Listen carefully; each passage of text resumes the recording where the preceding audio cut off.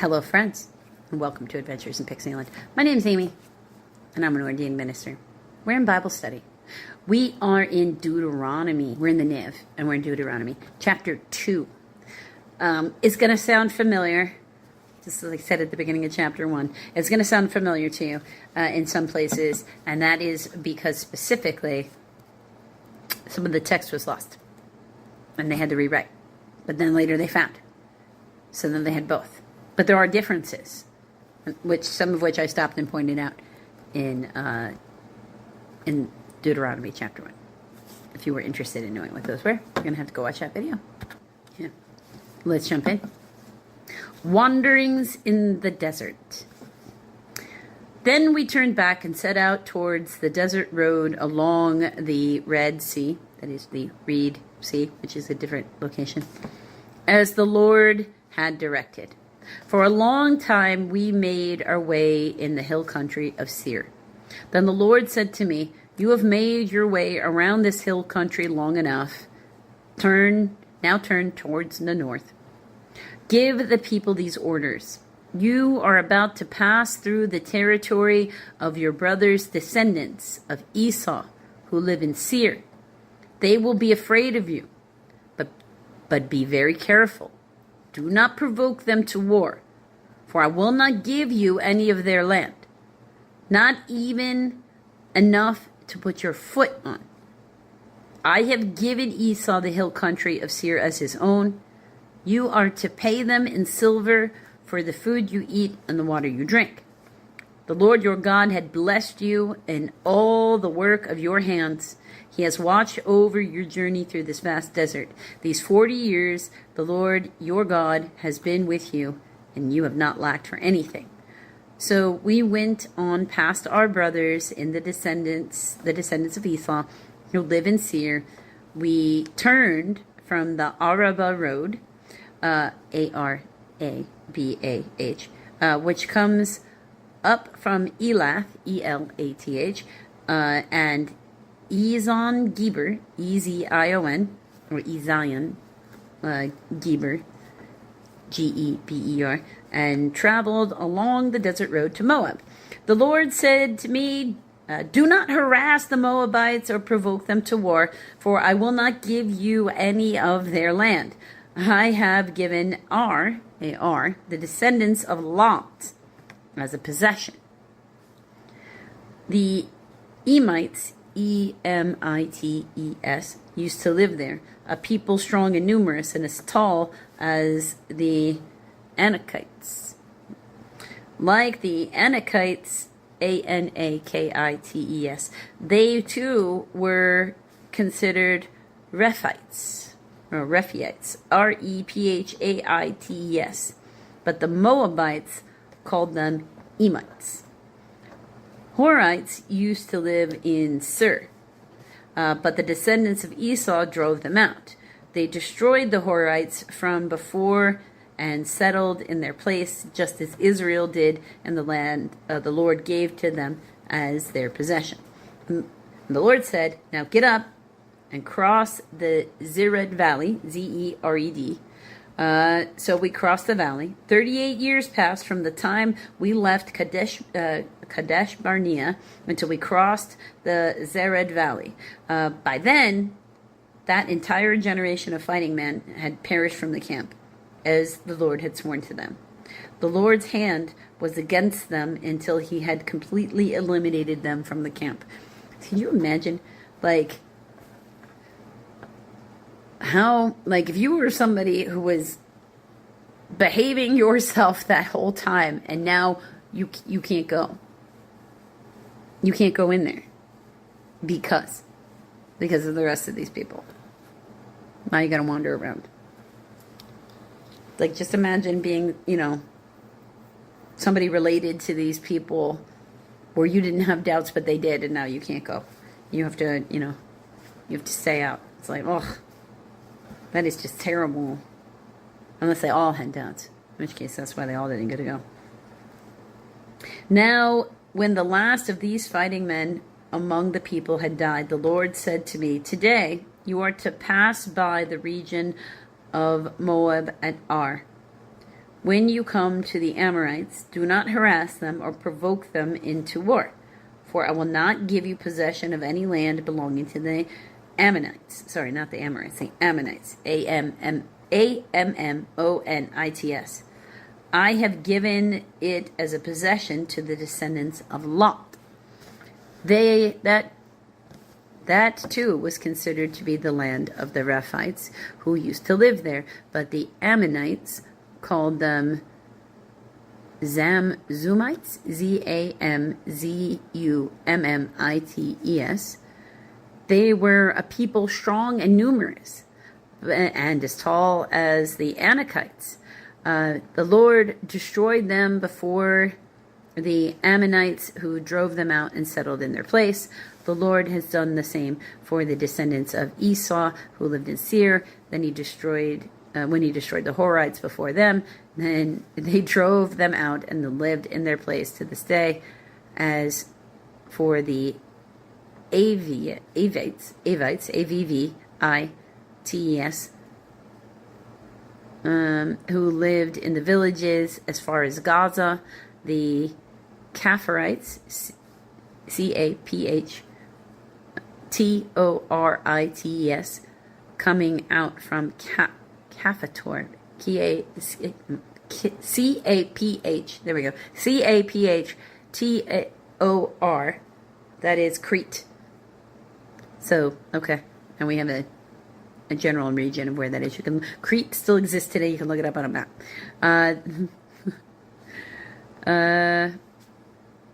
Caphator destroyed them and settled in their place. Okay, so people from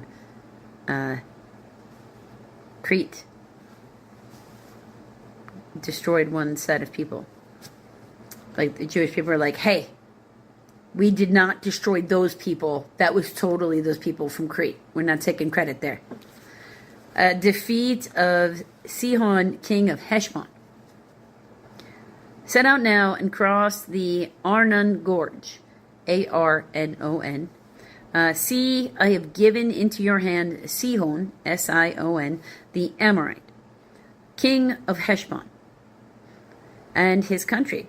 Begin to take possession of it and engage him in battle.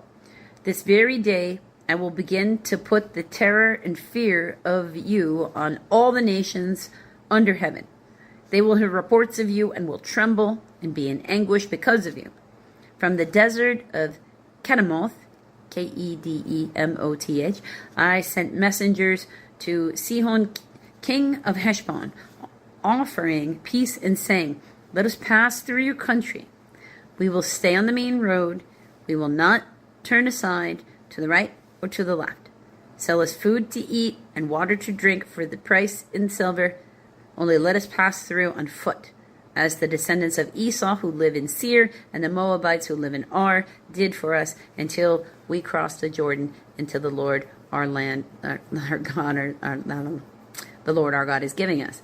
And I don't quite remember them just letting them pass in the previous book, but that's okay.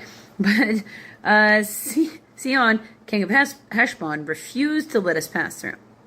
For the Lord your God has made his spirit stubborn and his heart obstinate, in order to give him into your hands, as he has now done.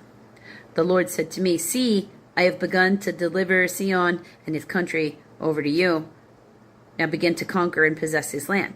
When Sihon and all his army came out to meet us in battle at Jahaz, Jahaz, the Lord our God delivered him over to us, and we struck him down, together with his sons and his whole army. At that time, we took all the towns and completely destroyed them.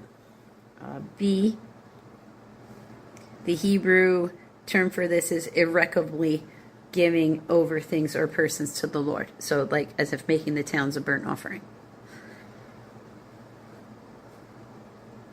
Where was I? Destroyed them. There you go. Men, women, and children. We left no survivors. But the livestock and the plunder from the town we captured and we carried off for ourselves. From Aroer, A-R-O-E-R, so I'm just going to leave it right there, on the rim of the Arnon Gorge, and from the town in the gorge, even as far as Gilead. Not one town was too strong for us. The Lord our God gave us all of them. But in accordance with the command of the Lord our God, you did not encroach on any land of the Ammonites, neither the land or along the course of the Jabbok, Jabbok, nor around that of the towns in the hills. So they had pockets of places they just weren't allowed to touch because those people were actually also related to them. There's a lot of that, actually. If you actually take a good look at where most of the peoples like to claim their heritage from, you can actually usually take them all back to, like, Noah, really. One of the sons of Noah. So, until the next video, friends. Hello, friends, and welcome to Adventures in Pixieland. My name's Amy. I'm an ordained minister, and we are in Bible study. We are in the NIF, and we are in the Book of Deuteronomy. We're going to do chapter 3 in this video. So let's jump in.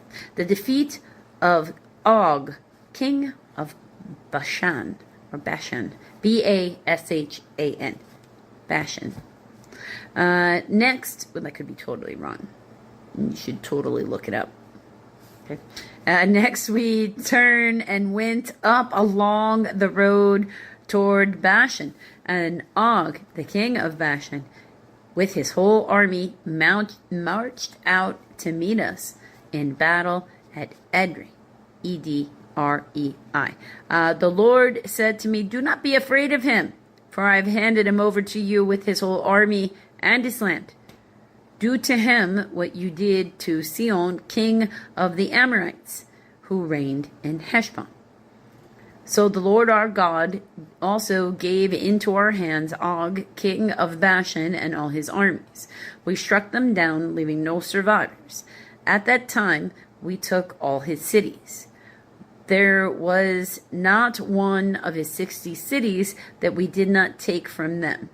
The whole region of Argob, A-R-G-O-B, Og's kingdom in Bashan. All these cities were fortified with high walls and with gates and bars. And there were also a great many walled villages. We completely destroyed them. Again, in Hebrew, this means completely, like irrecoverably destroyed. Like no going back, destroyed. As we had done with Sihon, king of Heshbon, destroying every city, men, women, and children. But all the livestock and the plunder from their cities we carried off for ourselves. So at the time, we took from these two kings of the Amorites the territory east of the Jordan, from the Arnon Gorge as far as Mount Hermon, H-E-R-M-O-N. Hermon is called Sirion, S-I-R-O-N, by the Sidonites, S-I-D-O-N-I-N-A-S, sorry, Sidonians, not Sidonites, Sidonians. The Amorites call it Senir, S-E-N-I-R. We took all the towns on the plateau and all Gilead and all Bashan as far as Selcah, S-A-L-E-C-A-H, and Edrei, towns of Og, kingdom of Bashan. Only Og, king of Bashan, was left of the remnants of the Rephaites. On his bed, or sarcophagus, was made. His bed was made. His sarcophagus was made of iron, and was more than 13 feet long and 6 feet wide. That's really large. Or 9 cubits long and 4 cubits wide. It is still in Rabbah of the Ammonites. So they're saying they still have this sarcophagus. That you're also implying he's a very large person. Could just have a very large sarcophagus. It depends on what else is in there. Division of the land. Of the land that we took over at that time, I gave the Reubenites and the Gadites the territory north of that thing I'm not going to be able to say again, Aroer, by the Arnon Gorge, including half the hill country of Gilead, together with its towns. The rest of Gilead, and also all of Bashan, the kingdom of Og, I gave to the half-tribe of Manasseh. The whole region of Argob in Bashan used to be known as the land of the Rephaites. Jair, Jair, a descendant of Manasseh, took the whole region of Argob as far as the border of the Geshurites, Geshurits, and the Maacathites, Maakathites.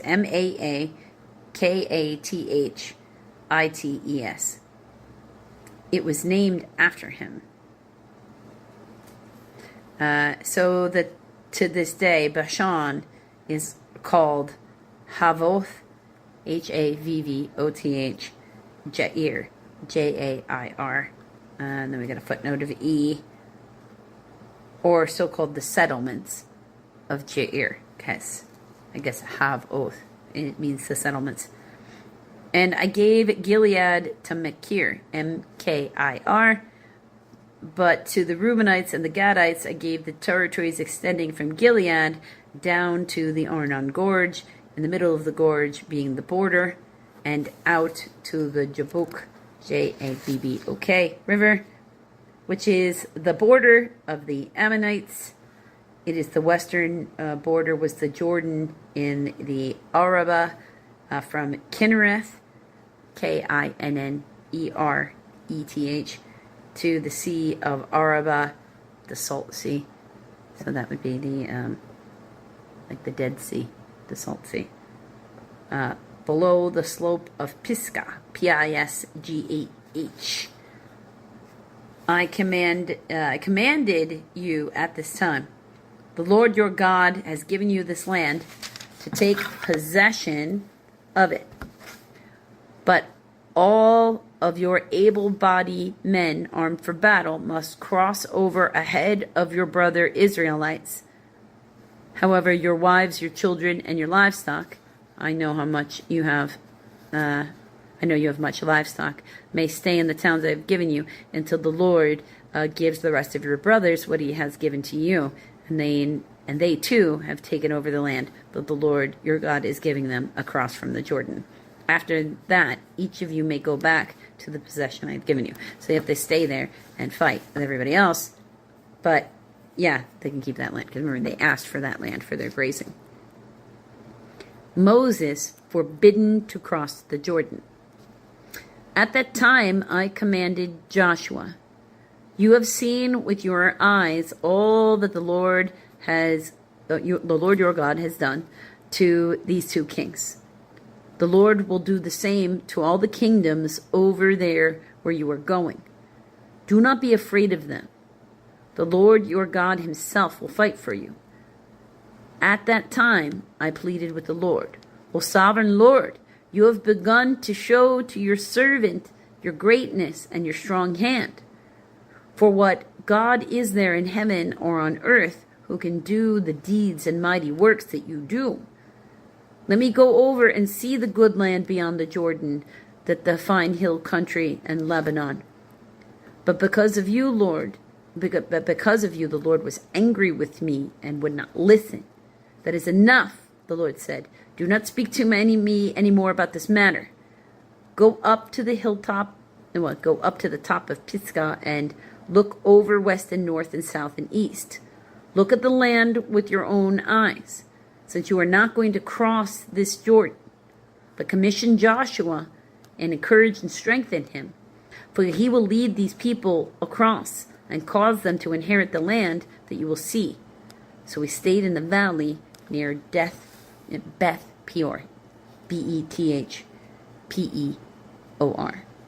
Because remember, that whole generation, except two people, Caleb and Joshua, were not allowed to go. Moses was in that generation, and his stuff got revoked when he claimed the water from the stone with his brother.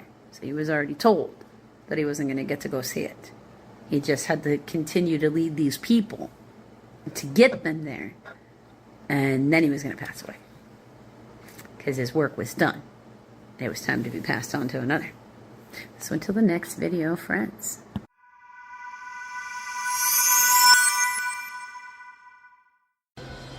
Hello, friends, and welcome to Adventures in Pixieland. We are in Bible study video 2. We are still in the NIV, for people who just still have to get over. We are in the book of Luke. We're in chapter 5. We are doing verses 27 through 39. This part is called the calling of Levi. After this, Jesus went out and saw a tax collector by the name of Levi sitting at his tax booth. We would know this person as Matthew, for clarification purposes. "Follow me," Jesus said. And Levi got up and left everything and followed him. Then Levi held a great banquet for Jesus at his house, and a large crowd of tax collectors and others were eating with them. But the Pharisees and the teachers of the law who belonged to their sect complained to his disciples, "Why do you eat and drink with tax collectors and sinners?" Jesus answered them, "It is not the healthy who need a doctor, but the sick. I have come not to call the righteous, but the sinners to repentance." He's here to help people change how they interact with the world, not just to take away physical ailments. Our physical ailments often happen to us by the way we live our daily life. So if their problems are coming from how we live our daily life, we're going to need more than just the medicine that we are handed. Like if we had an infection, yes, you can take the pill to get rid of that infection in your body. You got to make sure your area that where you got the infection in is now though clean as well, or you're going to get reinfected. Right? It has to be all. You can't do it part way. You kind of got to do it all. Jesus questioned about fasting. Verse 33, they said to him, "John's disciples often fast and pray, and so do the disciples of the Pharisees. But yours go on eating and drinking." Jesus answered, "Can you make the guests of the bridegroom fast while he is with them? But the time will come when the bridegroom will be taken from them. In those days they will fast." Fasting is like part of mourning. It's part of repentance. They're actually getting to live life with the Messiah. Why would they be in mourning? They're learning how to be in repentance by following him in the first place. They're being faithful to the Jewish faith. Every good little Jewish boy seeks his Messiah, is the way it's supposed to be. He told them, verse 36, he told them this parable. "No one tears a patch from a new garment and sews it on an old one. If he does, he will have torn the new garment, and the patch from the new will not match the old. And no one pours new wine into old wineskins. If he does, the new wine will burst the skins." Because these things would have been made of leather, and they're literally skin, right? Because leather is literally skin of another animal. So just like our skin absorbs moisture, like when we put, lotion on it and stuff, because that's what we're doing that for, they also, too, would absorb the moisture and would have, expanded, right? Expanded, contracted, all that kind of stuff. The wine will run out, and the wine skins will be ruined.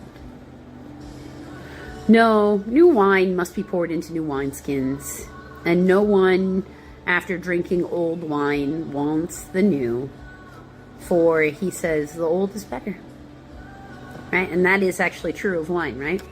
The older the wine, the more valuable the bottle, the more valuable what's in it, because, well, like other things in life, with age, wine matures. And as so, the flavor mellows, in my opinion. I'm not much of a wine drinker anymore, but the other forms of alcohol, I was more like I don't drink anymore at all, but I was a whiskey, scotch, bourbon drinker. Any of those would have been fine. But the older, or tequila, the older the wine, the more alcohol, the more it mellows, the more it matures, the more it settles, the more the undercurrents, the under flavors that that it was made from become stronger. It takes on a maturity. Just as what we drink, we like that maturity because of those types of verbs or adjectives, depending on what we're part of the sentence we're talking about there. Because for me, maturity is a verb. It's because it is a thing you do. It is a conscious thought that before you respond in this very immature way, you're going to take a deep breath, you're going to think about your response, and you're going to respond from a place of emotional or spiritual maturity and understanding of where this other person is coming from. Because you're trying to find compromise, not trying to be right. Right? Those are differences. We age and refine and mature with time. Just like anything that we consume that we consider getting better with age. Because some things spoil with age and other things get refined and better with age. So may you show why your maturity is one of those things that people should respect you for.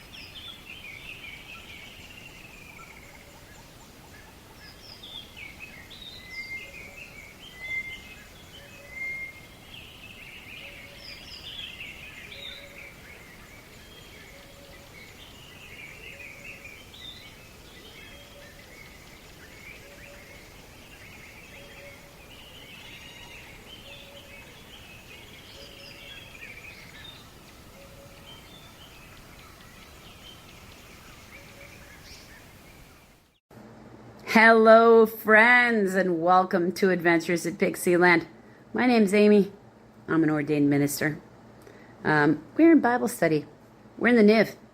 We are in Psalms, Book 2, Psalm 67, for the director of music with a stringed instrument, a psalm, a song. May God be gracious to us and bless us and make his face shine upon us, Selah, that your ways may be known on earth, salvation among all nations. May the peoples praise you, O God. May all the peoples praise you. May the nations be glad and sing for joy, for you rule the peoples justly and guide the nations of the earth. Selah. May the peoples praise you, O God. May all the peoples praise you. Then the land will yield its harvest, and God, our God, will bless us. God will bless us, and all the ends of the earth will fear him.